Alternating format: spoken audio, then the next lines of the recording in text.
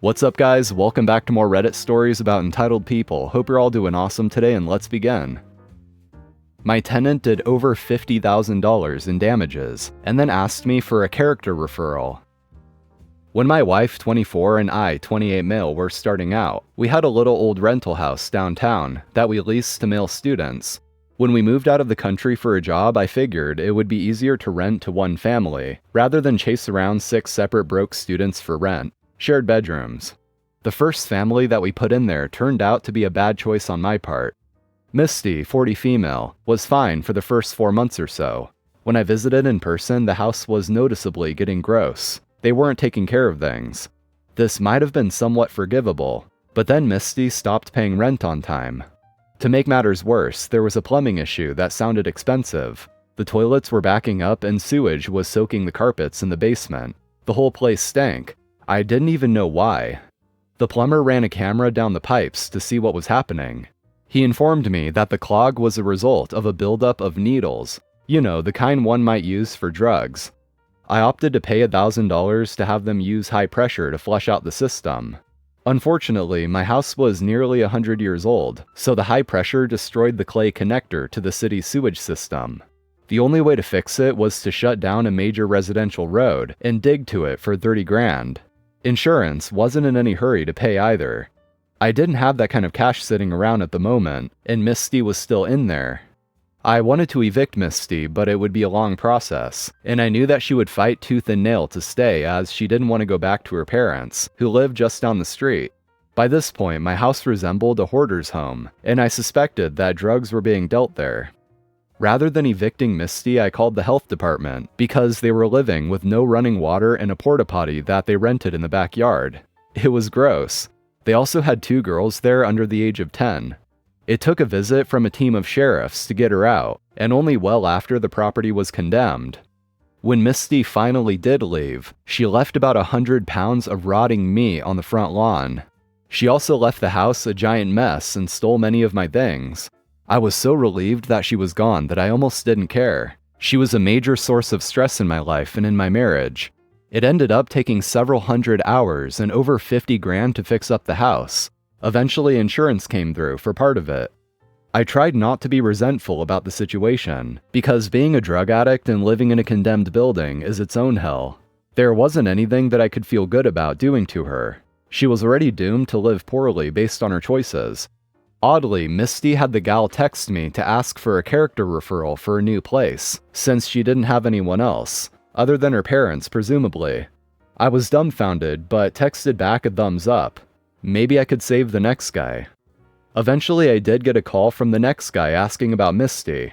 He was an a-hole to me on the phone. He was talking over me and talking down to me. He was an expert landlord doing his due diligence, etc. I tried to get my story about Misty in, but then I paused. I listened to him talk down to me some more. I'm a total stranger, what the hell? And then I waited until it was my turn. I told him, Misty was great. I had some major plumbing issues, otherwise she'd still be with me. Also, she's got a cute family. Treat me with disrespect? Good luck with Misty. You two deserve each other. Misty got the place and thanked me. Then I never heard from either of them again. Well, that was a bit of a twist. I thought it was just going to end with OP giving a bad character reference. But no, the real payback was getting this other guy stuck with the nightmare tenant. It really goes to show that a bit of kindness can go a long way. This guy decided to be condescending and rude to OP for no good reason, and now he's in for a total nightmare. Oh, I'm on private property? I used to work for a supermarket chain, and quite often I'd be asked by management to work at other locations. Most of the time, this wasn't a big deal. I was happy to help out. It gave me an excuse to drive and have the petrol paid for.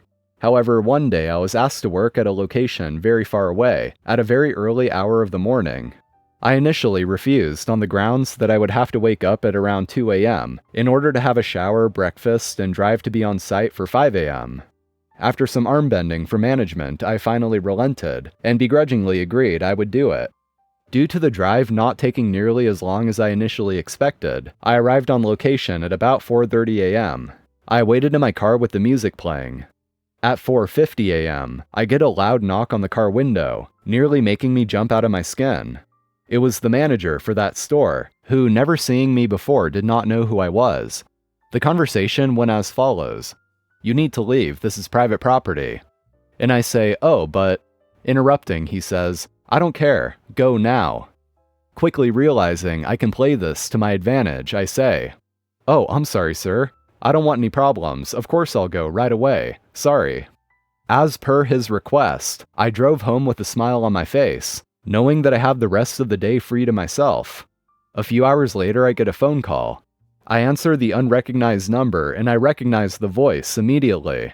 It was the manager who told me to leave. "Hello, I'm looking for such and such." "Hi, yeah, that's me." "This is the manager calling from the location. I was expecting you to work with me today. You should have been here for 5 a.m. Trying to sound casual, I say, "Yeah, I was there waiting in my car. You told me to leave, remember?" "But you didn't say that."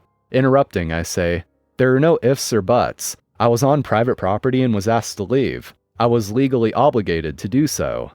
"Right, but don't you think..." Interrupting again, I say, "It doesn't matter what I thought. I was asked to leave private property.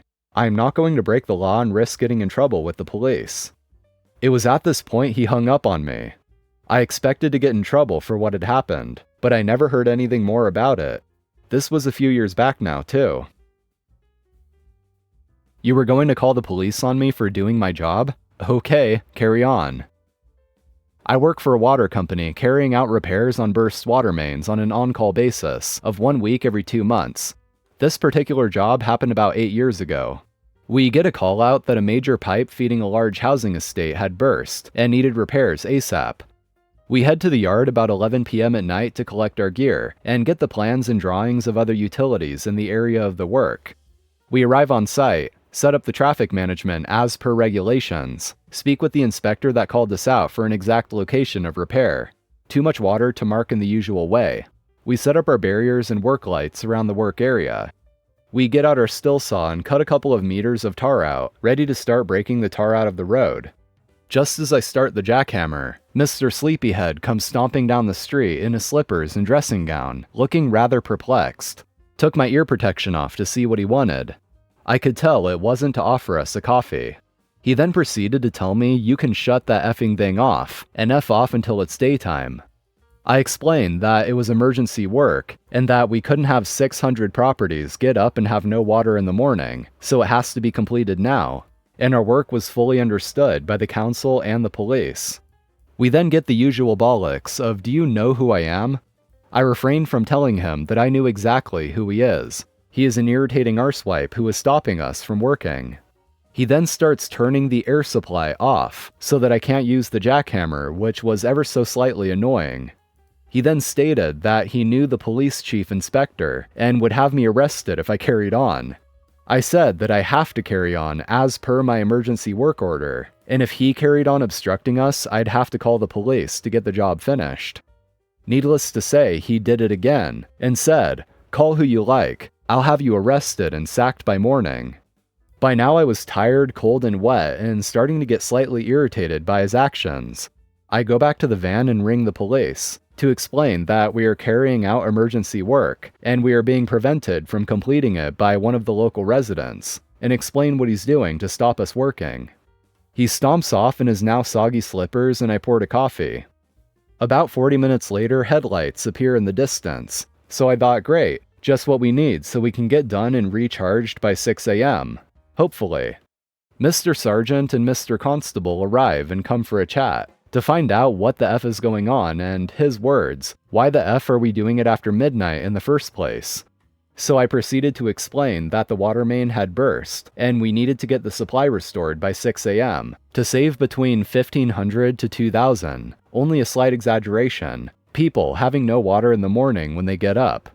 He then realized the job needed to be done and toddles off for a word with Mr. Sleepyhead. Before long, we can hear the shouting from down the street. It then goes quiet, and he comes back down to us to explain that the guy was a sandwich short of a picnic, a British euphemism for a nut job, and that they are going to have to hang around in case Mr. Sleepyhead started playing stupid games. So we fire up the compressor and start jackhammering again, with my back towards the police car to save anything pinging off in that direction. A few minutes later, the machine driver toots his horn to get my attention. Mr. Sleepyhead had come down the road carrying a piece of timber, lumber for you American folks, and was in the process of getting arrested for disturbing the peace. I honestly laughed so hard I nearly pissed myself. Who the F is that stupid when the police are around? Just in case anyone is interested, we were back on by 5:30 a.m. and had a coffee off Mr. Sleepyhead's neighbor, who was highly amused because he'd seen the whole incident out of his window. His only disappointment was his surveillance cameras didn't pick up the video, and he only had the audio to share with his mates. Now, what I really want to know is what in the world was he planning to do with that piece of wood? Probably nothing good. Fake vegetarian on flight. Okay, so just to preface this, I'm a cabin crew member, flight attendant. I've been doing it for over 10 years. Any issues that crop up during my workday, I will bend over backwards to accommodate people if I can. However, there are unfortunately a handful of people that are dishonest to try and get what they want. Fake injuries to try and get upgraded, fake birthdays, you name it. People have tried it. And believe you me, I've had loads of scenarios where people try to cheat the system, because it makes them feel special or that they have one-upped me, I guess. Let me tell you about a fake vegetarian I had on board. He was flying an economy, coach, in the second from last row. He wanted the pasta option. I apologized and told him due to popular demand we had ran out in the middle of the cabin, but we had the chicken option instead if he wanted that. Without skipping a beat, he said, "I'm a vegetarian. Last time they brought me a meal from business class, so I'll just wait for that." Now, this is something I would have offered anyway as a nicety, if available, as I'm not too much of a dick and I genuinely like helping people out if I can. After all, it's a 747, not a 7-Eleven, as the saying goes. Anyway, the way he just expected it right off the bat before I could even offer a solution left a slightly bad taste in my mouth. And also, I smelled a rat. I was 99% sure that I had cleared in an empty packet of smoky bacon crisps from him earlier on. And no, they weren't a veggie brand, as I have the same ones occasionally. I was certain that he was being picky and wanted a higher quality meal. Plus, any regular flyer would know how often we run out of the veggie option and to pre-order a veggie meal. I said, "It's unfortunate that you didn't pre-order a vegetarian meal. I will see what I can do for you though. Just give me 5 minutes to finish up here." Anyway, I went up to business class. They had also ran out of the veggie option, so I went up to first class and asked if they could spare anything. We ended up putting a few leaves together with a bit of dressing. They spend thousands of pounds more up there and can dine at any time, so they didn't want me taking any of the hot veggie options, in case someone wanted it later. Fair enough. Then I thought, I could probably have some fun with this fake vegetarian. I brought it back down on a silver tray and held it above his eyeline so he couldn't see what it was. I explained that unfortunately the vegetarian business class option had run out. Then he went to cut me off so he could complain, but I held up my hand and said, "However, I managed to go one step further and I got the last vegetarian meal from first class." Then I pulled the linen cloth off the top of the tray as I placed the salad down in front of him. It really was a very basic but large salad, and his face said it all. His face went from a smug, "Haha, I worked the system," to "What the hell is that?" within 2 or 3 seconds flat. He then said, "I wanted something hot. I'll just have the chicken then." I put on a shocked face and said, "I cannot give you that, sir. I would feel awful." He responded with, "Don't worry about it, it's fine." I gave him an "Are you sure you're vegetarian" look, and brought back the chicken, by which point it had been sat drying up in the oven a bit longer. Bon appetit. Just to say, even if he was a real vegetarian, he should have pre-ordered. Same goes for gluten-free, vegan, children's meal, diabetic, etc. And that's going to be all for today. Thank you for watching. Make sure to drop a like if you enjoyed and subscribe to the channel if you haven't already. So take care and I'll see you next time.